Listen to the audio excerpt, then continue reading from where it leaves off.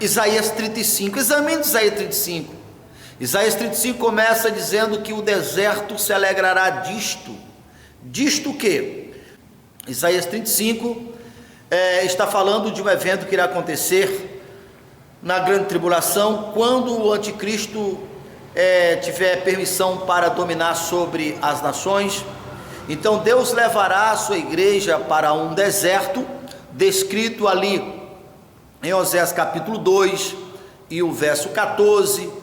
Portanto, eis que eu a trairei e a levarei para o deserto, e lhe falarei ao coração, e lhe darei as suas vinhas, dali o vale de Acor, por porta de esperança, e ali cantarei, como nos dias da sua mocidade, e como nos dias em que subiu da terra do Egito. Naquele dia farei por eles aliança com as feras do campo, e com as aves do céu, e com os répteis da terra, e quebrarei o arco e a espada e a guerra, e os farei deitar em segurança. Isaías falou muito sobre que o leão comerá capim. Lá em Isaías 35 diz, nesse caminho não tem predador. Porque aqui ele está falando que porque ele fará uma aliança, por causa da igreja, fará uma aliança com os animais, para não atacar. Agora vamos para Isaías 43.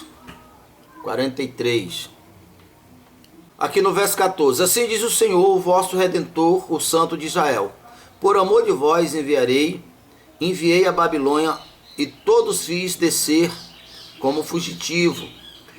Eu sou o Senhor, vosso Santo, o Criador de Israel, o vosso Rei.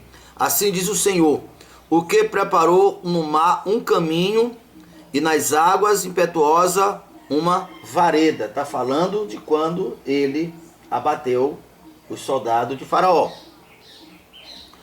E que fez sair o carro e o cavalo, o exército e a força, eles juntamente se deitaram e nunca se levantaram. Estão extintos, como um pavio que se apaga. Ele está falando falar semelhante. Não vos lembrarei das coisas passadas, nem considerai as coisas antigas. Eis que eu faço uma coisa nova, agora sairá a luz.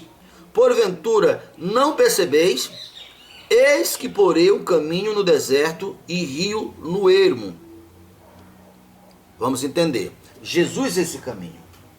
Quando uma pessoa está em Jesus, que ouve a sua voz, independente qual seja as adversidades, em qualquer época, o Senhor sempre estará com a sua proteção. O que irá acontecer literalmente, quem está em Jesus está no seu santo monte, está em segurança. Por isso Jesus disse, eu sou o caminho, a verdade e a vida.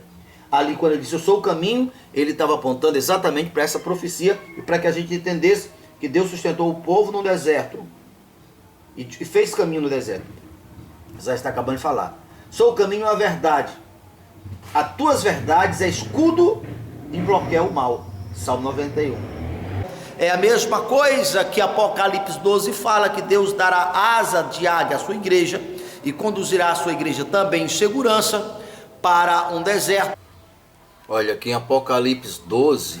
E lançou sobre a terra o dragão, parou diante da mulher que havia de dar luz, para que, dando ela a luz, lhe tragasse o filho. A gente percebe que é muito familiar quando Jesus saiu de Israel, né? Teve que fugir para o Egito. Muito semelhante. E deu à luz um filho, um homem que há de reger todas as nações com vara de ferro, e o seu filho foi arrebatado para Deus e para o seu trono. O verso 6. E a mulher fugiu para o deserto, onde já tinha lugar preparado por Deus, para que ali fosse alimentada durante 1260 dias. Para onde Deus levou a igreja? Para o deserto. E esse local, esse deserto, é ali descrito no Isaías 35. A terra se alegrará disto, ou disto que quando o Senhor Deus e a sua igreja chegar nesse local que outrora era um local deserto, aquele local que outrora era deserto tornar-se-á em manancial de água, a terra tornar-se-á fértil. Os coxos que vão se encontrar ali, o Senhor irá curar. Por isso, o coxo anda, o cego vê, o surdo ouve, porque o Espírito do Senhor é o Espírito que ressuscitou Jesus dentre os mortos, é o Espírito de ressurreição. E o Paulo disse que do jeito que o Senhor Deus ressuscitou Jesus dentre os mortos, nos ressuscitou também. E lá no deserto vai estar nessa plenitude, por isso o deserto irá se alegrar. E quando fala que os coxos andam, os surdos ouvem, os cegos vê, está falando exatamente desse espírito esse espírito ressurreto em ação, transformando, ressuscitando o ouvido que estava morto, a visão que estava cega, a língua do mudo vai ser suscitada, e o deserto também será impactado. Tamanha é a glória de Deus. Em seguida fala que naquele deserto não tem predador, isso porque Isaías já tinha falado, assim também como Osés capítulo 2, que Deus fará uma aliança com os animais do campo e não permite que os animais do campo toquem na sua igreja. Uma vez que você arrependeu-se, levou os teus adversários, e a escassez, a doença, a surdez, a miséria, a esterilidade, são teus adversários. Na primeira parte, como eu falei em João, a primeira parte da mensagem em João 15, você identificou e cortou esses galhos. Agora, em Isaías 35, mostrando que tem um Espírito ressurreto, esse Espírito é o Senhor Jesus, há uma força, uma virtude, que quando o homem toca nessa virtude, acontece algo tremendo e maravilhoso. Eu costumo comparar, é mais ou menos o milagre da fecundação, quando o homem coabita com a sua esposa e dali nasce uma nova vida. É quando nós entendemos pela palavra que é um direito nosso, a vida foi tudo que Jesus veio para nos trazer, que a esterilidade, a surdez, problema no físico, problema financeiro, problema emocional, problema espiritual, tudo isso são ataques da predação que você vai encontrar ali em Isaías, que nesse caminho não tem predadores. Por isso os remidos do Senhor voltarão para Sião com canto de alegria eterna. Ali Isaías está falando, porque Deus tirará o povo do sistema, trará para aquele lugar, e eles retornarão para reinar com Cristo. Mas eu quero que você entenda, que o Senhor Jesus é a fonte da vida, e o Espírito da vida que está lá, está hoje, porque Jesus, Ele é o mesmo ontem e será eternamente, e Ele está na dispensação dos tempos, dos dias, inclusive agora, que quando você toca no Espírito, aquele milagre descrito em Isaías começa a acontecer em você. Primeiramente o teu corpo recebe vida, a tua mente recebe visão, a tua capacidade emerge, os teus inimigos serão abatidos diante de ti, acontece algo maravilhoso. Essa é a unção dos últimos dias. A tua vida nunca mais será a mesma, por isso a expressão, e a terra seca se alegrará disto. A terra que outrora era deserto se tornar-se-á em manancial de água. O surdo que era surdo voltará a ouvir, porque o ouvido dele será ressuscitado. O cego que era cego, o coxo que era coxo. Então essa virtude, essa força está no Espírito. Espírito de Deus, que é vida, Espírito que é caminho. Você, ao olhar para a palavra, entendendo que não se trata de religião, você entenderá pela palavra, identificará comportamento em você que é reprovado por Deus, que corresponde a um predador, é o causador dos danos, das mazelas da sociedade, são os causadores das enfermidades físicas, das desgraças emocionais e espirituais, dos problemas financeiros. Então, pela palavra, como está escrito, Jesus disse: eu sou o caminho. O profeta já tinha falado que a palavra de Deus é como um prumo. Quando se coloca um prumo na parede, através do prumo se nota se a parede está pendida ou não, está torta ou não. Então é quando você vai para a palavra com sinceridade no teu coração, você busca a palavra, você busca Deus.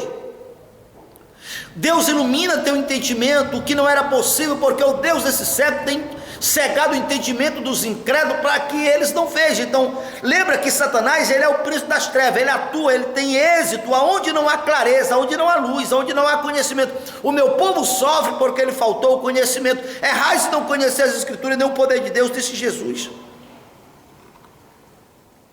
Então, depois de encerrar, identificar os inimigos, identificar os predadores, os teus comportamentos, teu jeito de pensar, teu jeito de agir, a tua base de fé errada, tudo isso são predadores. Você vai identificando pela luz da palavra e vai cortando, corresponde cortar aquele galho que Jesus falou da figueira lá de João 15. Naturalmente, quando se corta um galho seco, um galho podre, um galho fraco, reflete a árvore inteira, dando mais fruto. Assim irá acontecer com você.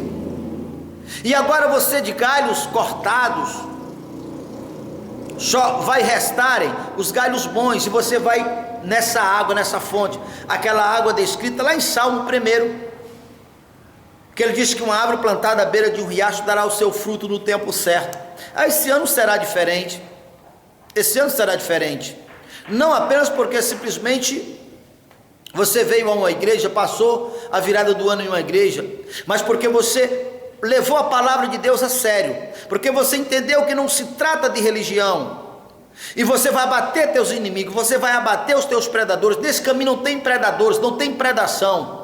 Corresponde àquilo que Pedro entendeu. Passou a noite pescando, talvez tu passaste o ano todinho trabalhando, e no final do ano que sobrou? Sofrimento, dívida, tristeza, solidão, angústia, insegurança, medo, tudo isso.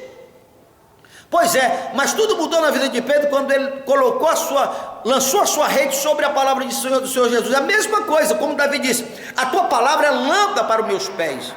Não é que a palavra brilhava como um vagalume, é que Davi tinha entendido isso que eu estou falando para você. Ele olhava para a palavra ia revelando o que não era correto, o que Deus reprovava. Ele entendia que não era que ele tinha que fazer o que Deus queria para Deus abençoar. Ele entendeu que era a lei da vida. Comportamento errado, ação errada, palavreado errado, corresponde a plantar a semente da dor, a semente da destruição. Corresponde a construir predadores para me ferrar, para me predar. Então, é esse o recado que eu deixo para você. Para esse novo ano ser um ano diferente, você tem que ter comportamento diferente, ação diferente, não apenas em ser diferente, mas pela palavra, pela luz da palavra. Aí você vai tocar naquele espírito descrito lá em Isaías 35, ali tem um espírito, ali identificado como um caminho. Os remidos do Senhor voltarão a Sião, com canto de alegria eterna.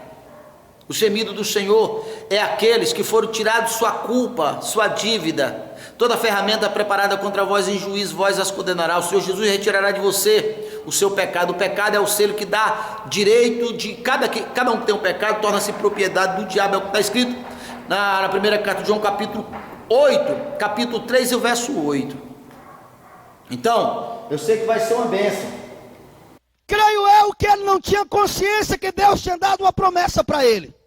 Igual eu, não tinha. Igual você talvez não tinha.